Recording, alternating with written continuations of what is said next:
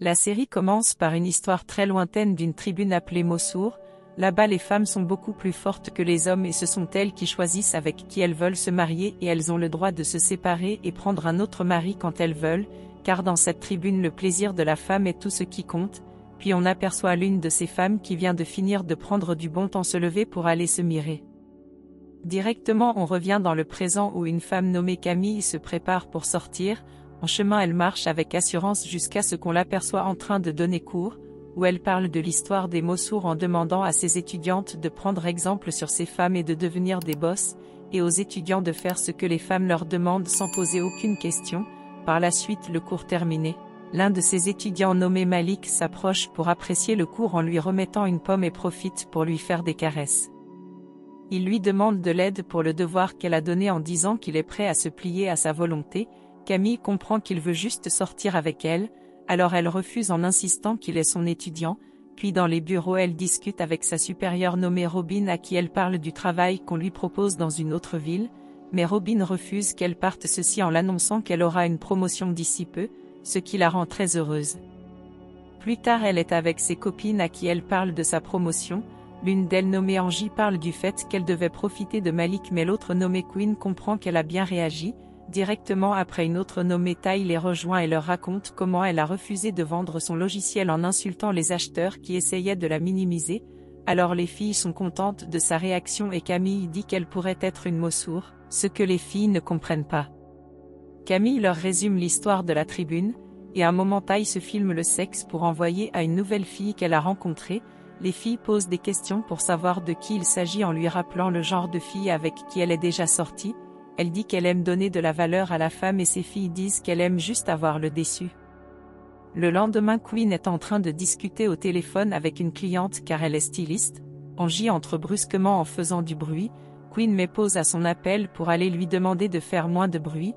Sur place elle profite pour lui demander de chercher un travail pour un jour penser à quitter son appartement, et Angie pense qu'elle vit déjà assez bien avec tout l'argent que possède Queen. Mais Queen n'arrête pas de l'encourager à reprendre son métier de chanteuse. Jusqu'à ce qu'elle se rappelle de son appel qu'elle a laissé en attente.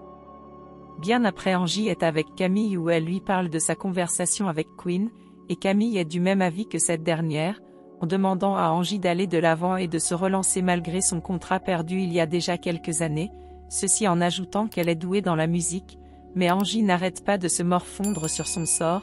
Puis à un moment elles aperçoivent en face l'ex-petite amie de Camille nommée Lan, et Camille demande de se cacher pour qu'il ne les voie pas. Ensuite en le regardant elle se rappelle du jour de leur rupture comment elle ne cessait de pleurer. Elles réussissent à l'échapper jusqu'à ce qu'ils partent. Immédiatement après elles sont avec les autres filles au cinéma où Queen insinue qu'il est revenu pour la reconquérir et Taï n'est pas d'accord. Camille dit qu'elle n'a plus pensé à lui depuis son départ. Angie se met à dire combien Lan est très mignon et qu'elle aimerait prendre du bon temps avec lui.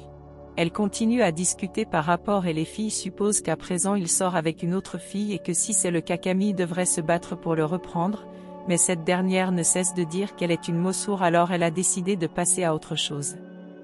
Taï se met à parler de cette nouvelle fille qu'elle a rencontrée nommée Sheila en disant qu'elles ont rendez-vous, mais les autres ne trouvent pas que cette Sheila est sérieuse, alors elle leur dit que Sheila est une banquière intelligente. Un autre jour Camille est à la salle de sport, Malik arrive pour lui faire du charme et mettre son numéro dans le téléphone de Camille en disant qu'elle est le boss et qu'elle peut l'appeler quand elle veut. Plus tard elle est avec les filles dans un restaurant à qui elle raconte ce qui s'est passé et Angie demande pourquoi elle n'a pas en profité. Camille dit qu'il est trop jeune pour prendre du bon temps avec lui. Puis les filles constatent qu'on a trouvé une table pour des filles qui sont arrivées après elles, alors elles vont se plaindre. Par la suite Taï parle de son prochain rendez-vous avec Sheila et Queen parle aussi d'un rendez-vous ce qui n'intéresse personne, car elle n'a jamais rencontré quelqu'un de sérieux. Il s'avère que dans le passé l'un ne faisait rien de sa vie et l'autre était un voleur qui avait pris son écran. Queen pour cette fois leur rassure qu'il a un vrai travail stable mais il habite très loin ce que les filles n'apprécient pas vraiment. Elles papotent jusqu'à ce qu'on vienne les appeler que leur table est prête, puis quelques jours après Angie est heureuse d'avoir trouvé un nouveau travail. Excitée elle annonce la nouvelle à Queen qui est directement déçue lorsqu'elle apprend où Angie va chanter. Elle insinue que c'est pas un vrai travail mais Angie dit être heureuse de reprendre la musique en disant qu'il y aura des professionnels dans la salle. Ensuite elle parle du rendez-vous de Queen où Angie lui dit de faire venir plutôt cet homme nommé Cory dans leur ville. Quinn explique qu'il travaille jusqu'à très tard alors Angie insinue que Cory veut juste prendre du bon temps avec elle. Elle recommence à se disputer et Quinn demande à Angie de ne pas gâcher sa soirée parce qu'elle lui a dit que son travail n'est pas un vrai. Cette dernière se met à dire qu'elle veut chanter autour de ceux qui peuvent l'offrir quelque chose en ajoutant qu'elle n'a pas d'économie ni parents pour s'occuper d'elle, alors Quinn se met à dire qu'elle sait juste profiter d'elle, ce qui entraîne une dispute jusqu'à ce que Quinn préfère aller attendre l'heure de son rendez-vous dans sa chambre. Pendant ce temps Quinn à son rendez-vous est mal à l'aise à cause du bruit de la boîte de nuit. Un homme vient au milieu d'eux et verse la boisson sur Quinn qui s'énerve et demande à aller aux toilettes, ou à l'entrée elle demande à une fille qui faisait du charme à Cory d'arrêter. Et dans les toilettes ses gestes portent à croire qu'elle est en train de s'amuser jusqu'à ce qu'une femme entre et se moque d'elle.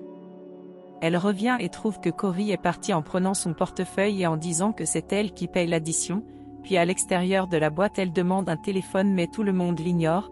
Un autre homme pense même qu'elle demande de l'argent pour acheter la drogue car elle lui demandait l'argent pour prendre le train pour rentrer alors que le prochain train est le lendemain matin, ce qui met Quinn en colère.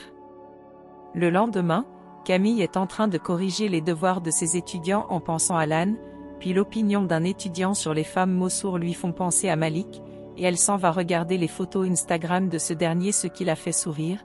Par la suite on l'aperçoit avec Malik, il s'avère qu'elle l'a appelé, mais elle commence à dire qu'il ne faut pas qu'il pense qu'il y aura une relation entre eux et Malik est d'accord avec toutes ces conditions.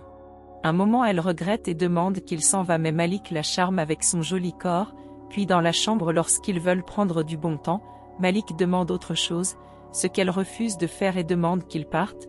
Pendant ce temps Angie à la maison reçoit l'appel de Quinn et immédiatement on l'aperçoit arriver dans la ville pour la chercher.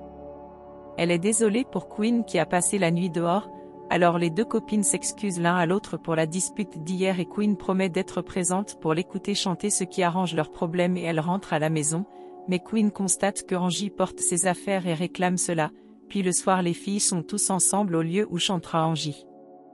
Les filles sont surprises de ce que Malik a demandé à Camille et cette dernière dit qu'elle voulait juste essayer d'oublier Lan, alors les autres sont désolés pour elle, puis elle se lève pour aller prendre encore à boire, et en chemin elle aperçoit Lan qui était aussi à cette soirée.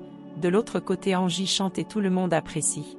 Camille sur place ne sachant pas comment réagir, elle se met à penser à son passé avec Lan et à quel point elle était heureuse lorsqu'ils prenaient du bon temps ensemble, alors elle continue à avancer jusqu'à arriver derrière lui et tendre la main pour le toucher. La série continue par les trois amies assises dans un restaurant pour dîner. Tai se fait consulter par sa cousine voyante et dont elle ne croit à aucun mot dit par cette dernière, au point de lui demander de s'en aller, puis Camille les annonce que Lan était au club où chantait Angie. En fait elle l'a rencontré lorsqu'elle partait chercher les boissons, elle s'est approchée pour le toucher mais au final elle a pris peur et s'est enfuie rapidement au point de renverser la serveuse.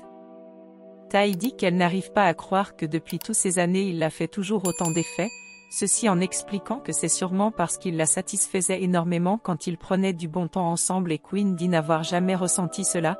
Ensuite à défaut de penser que leur rencontre est un signe qu'ils se remettent ensemble.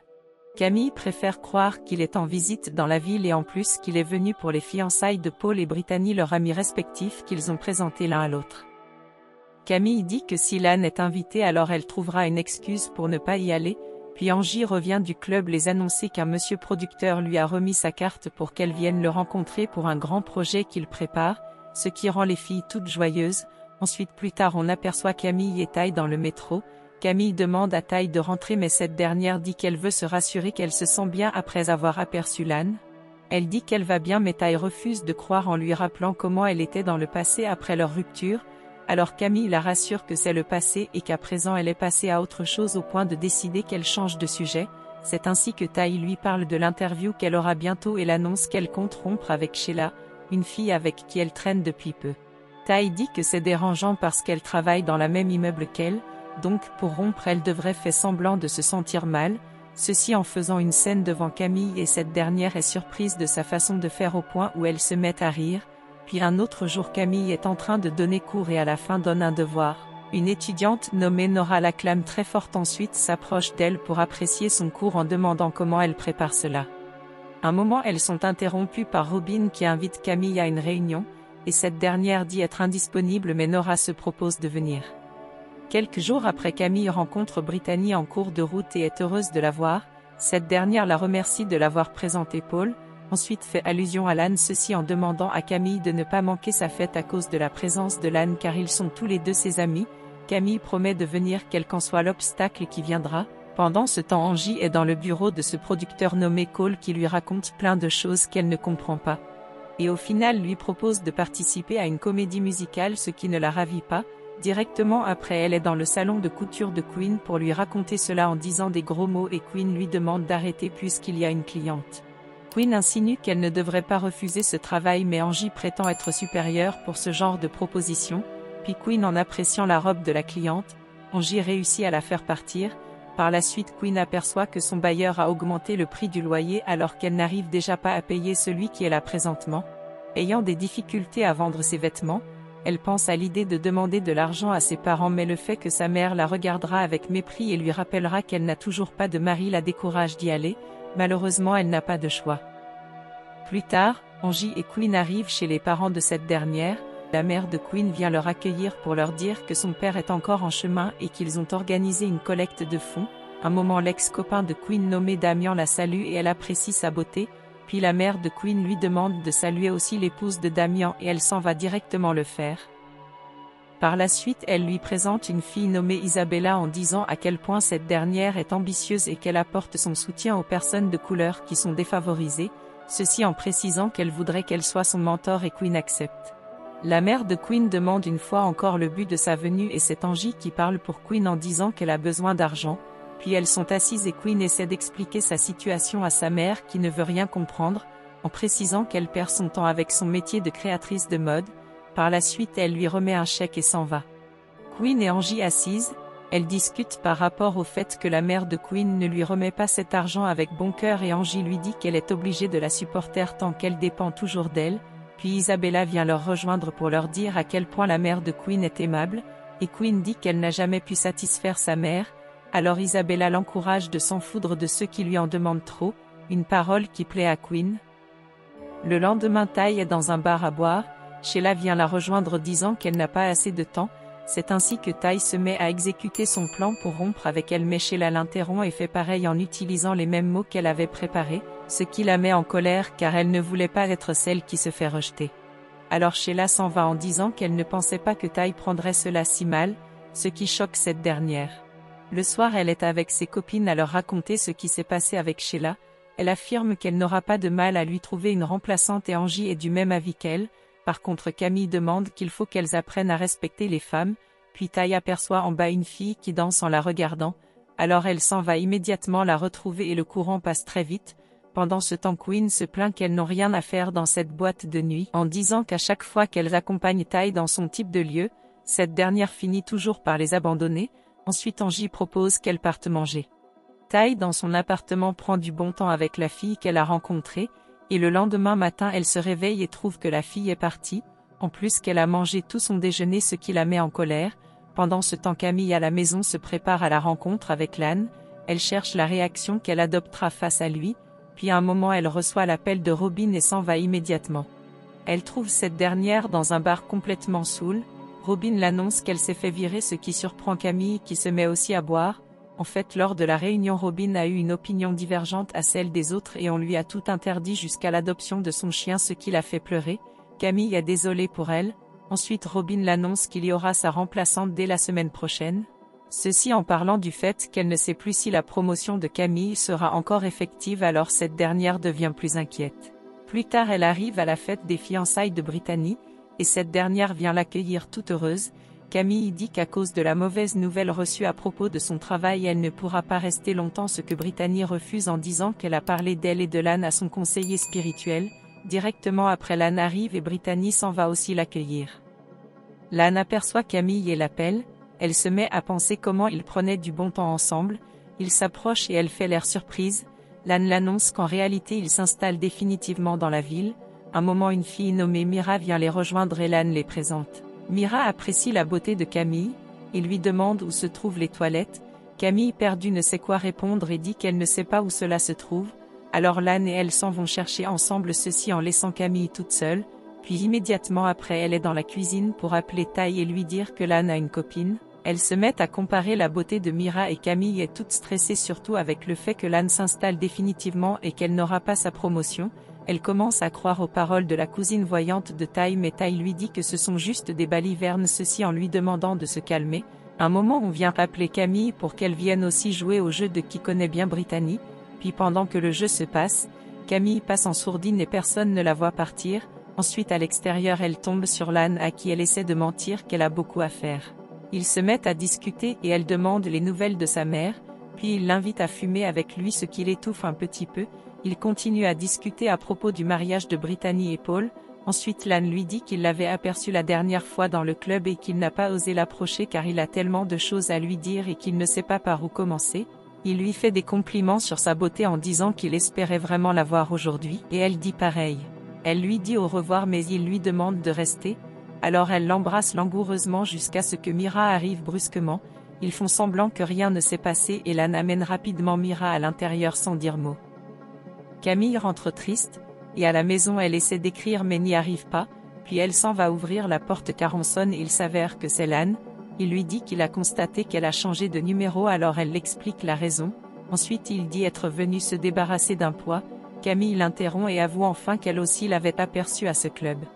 Elle dit qu'elle regrette sa décision du passé et qu'elle devait plutôt considérer qu'une relation à distance était possible et que maintenant qu'il est là, ils pourront se donner une seconde chance et Lan plutôt l'annonce qu'il est fiancé. Que va faire Camille à présent? Abonnez-vous pour ne pas rater nos vidéos. Sachez que nous postons une vidéo par jour. Alors merci de nous soutenir en partageant la vidéo. Et encore merci d'avoir regardé.